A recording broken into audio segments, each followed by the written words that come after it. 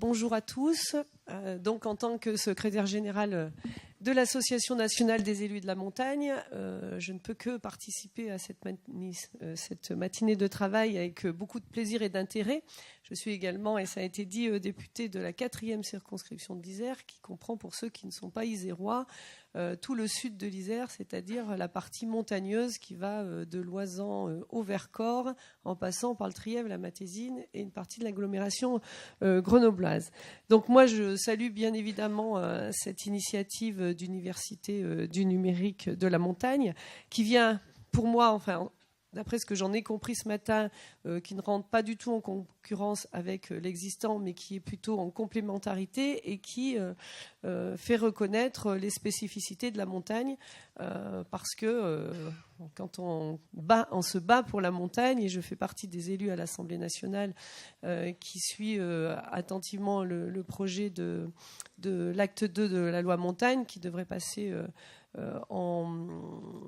en deuxième semestre 2016, c'est-à-dire à partir de septembre, où on pourra inscrire un certain nombre, à mon avis, d'articles concernant la reconnaissance de la spécificité montagne. Aujourd'hui, on a pu aussi tirer des nombreux exemples que vous avez développés sur cette matinée, des exemples très concrets qui sont à la fois des projets pour certains, mais aussi des choses très opérationnelles, lors de la dernière intervention, mais pas seulement. Et je regrette beaucoup d'être arrivé après la première intervention de Poma. Alors, je ne sais pas s'ils sont encore dans la salle, mais en tout cas, je sais que Poma œuvre beaucoup et depuis longtemps sur la pluriactivité et sur la formation des personnels qui travaillent à la fois l'hiver sur les remontées mécaniques et à la fois l'autre partie de la saison dans leur entreprise de construction de remontées mécaniques. Et à chaque fois, je trouve que c'est un bel exemple et ils font progresser beaucoup la pluriactivité. Alors, il reste beaucoup à faire. On est actuellement dans l'examen du texte de la loi travail, qui est beaucoup contesté sur plein de sujets, mais sur lesquels on souhaite faire avancer la question de la reconnaissance du statut du saisonnier, la pluriactivité, le groupement d'employeurs.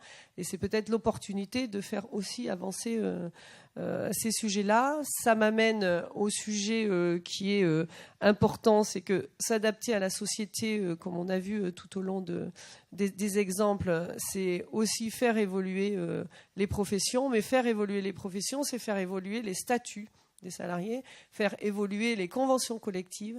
Et ça, chacun sait que c'est quand même très compliqué. Donc je ne veux pas être pessimiste parce que c'est aussi un challenge que nous avons tous ensemble, mais c'est une composante importante et on voit que ce n'est pas toujours simple.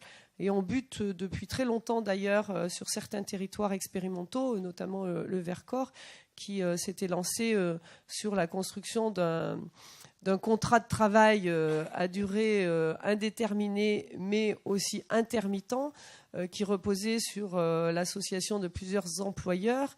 Et on a buté sur la question de l'adaptation des conventions collectives et on n'a pas pu finalement aboutir véritablement, même si des expériences sont menées de manière un petit peu plus individuelle. Mais en tout cas, c'est un vrai sujet sur lequel on est mobilisé. L'ANEM est d'ailleurs collecte les informations, mais aussi est force de proposition, puisque les députés montagnards se réunissent très souvent dans l'hémicycle ensemble, tous les bords politiques, et c'est bien parce que je ne sais pas si tout le monde connaît l'ANEM, d'ailleurs j'aurais pu faire quelques présentations très rapidement, puisque l'ANEM est une association nationale d'élus de la montagne, mais qui regroupe à la fois les mairies, les intercos, les départements et les régions, donc qui est assez unique. Et sa deuxième particularité, c'est qu'elle est dirigée par un président et un secrétaire général deux parlementaires de bords politiques différents, un de la majorité, un de l'opposition, ce qui nous amène à faire des propositions consensuelles et à avoir une force d'écoute auprès des ministres et des gouvernements, quels qu'ils soient, puisqu'ils savent que quand la montagne est tard dans la nuit dans l'hémicycle, elle sera soudée et que les amendements auront beaucoup de chances de passer. Donc voilà notre particularité. Notre préoccupation principale, c'est à la fois l'aménagement et le développement des territoires. Donc là, on y était bien évidemment, mais aussi les services aux populations qui vivent en montagne, parce qu'on parle très souvent de développement, de tourisme, etc. Mais il y a aussi les services aux populations locales qui sont souvent des saisonniers aussi, mais pas seulement. Et donc c'est un ensemble qu'il faut faire évoluer, parce que les touristes, quand ils arrivent, profitent de cet entretien de territoire, de cet aménagement de l'espace. Et il faut aussi qu'on puisse y faire vivre des populations tout au long de l'année. Alors tout ça, tout ce dont on a parlé aujourd'hui, c'est avec un prérequis d'une couverture numérique sur les territoires de manière équitable, ce qui n'est pas forcément le cas encore aujourd'hui, même si beaucoup d'actions sont mises en œuvre et aujourd'hui le gouvernement y est très mobilisé. On a, je crois qu'il y a quelques opérateurs dans la salle qui vont peut-être pas être très contents, mais on peine encore à faire reconnaître le fait que lorsqu'on est en montagne, on devrait pouvoir bénéficier de la couverture numérique au même prix qu'ailleurs. Le prix du kilowatt d'électricité est le même partout. Le prix de l'abonnement téléphonique également, le prix du timbre, mais on n'a pas aujourd'hui le prix du raccordement et en tout cas de la couverture numérique de manière équitable sur les territoires. Il faut vraiment qu'on réussisse ce challenge, parce que de tout ça en découle. Et quand on n'est pas connecté, on a beau développer des formations et des expériences, ça limite les effets sur certains territoires. Un petit mot sur l'ubérisation. Alors on peut trouver que l'ubérisation, c'est un monde vers lequel on va qui n'est pas celui dont on voudrait, mais en tout cas, moi je pense véritablement qu'il ne faut pas subir cette évolution, mais il faut l'accompagner, parce que on ne peut pas fermer les yeux sur cette évolution. Tout le monde aujourd'hui réserve sur Booking, même ceux qui ne souhaitaient pas adhérer au départ parce qu'ils avaient ça a été évoqué, des préjugés en disant Booking est un peu exploiteur des hôteliers, etc., etc. Aujourd'hui, tout le monde réserve sur Booking. Donc il faut s'adapter, accompagner l'évolution. On a eu tous les débats sur les taxis, mais pas seulement. Et je ne sais plus quel est l'intervenant qui parlait de l'expérience du taxi, qui ne prenait pas la carte bleue, qui n'était pas aimable, etc. Et que chez Uber, on ne retrouve pas cela. Bon, voilà, il faut accompagner les taxis dans la mutation qui aujourd'hui est là. En tout cas, merci beaucoup pour cette invitation. L'ANEM ne peut être que attentive et peut-être, je ne sais pas comment créer des partenariats. En tout cas, c'est une réflexion qu'il faudra engager. Mais tout ce qui concerne l'évolution, l'aménagement du territoire, le développement, évidemment, nous concerne. Et nous serons donc très attentifs. Et si vous le souhaitez, on pourra échanger plus précisément sur les actions qu'on peut mener conjointement pour faire avancer votre beau projet. Merci beaucoup. Merci beaucoup.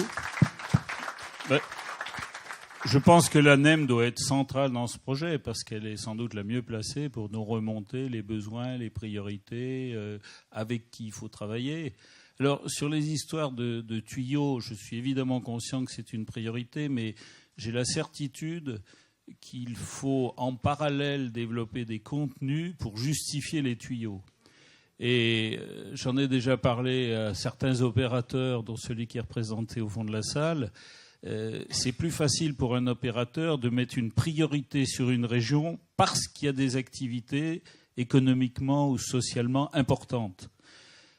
Donc, mettons des services en place qui sont demandeurs du numérique, et ça va entraîner sans doute une accélération du développement des réseaux.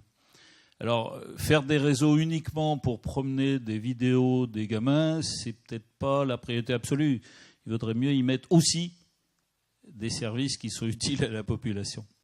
Voilà, donc un grand merci à vous tous. Vous avez vu que j'ai mis en ligne l'adresse du module qu'on a développé, que IUT en ligne a développé avec POMA. Il est intéressant à voir. Alors, il est gratuit, libre d'accès, mais il faut quand même que vous enregistriez. Donc vous mettez un nom, vous pouvez mettre un nom faux si vous voulez, mais la plateforme d'IUT en ligne exige qu'on s'inscrive. Merci.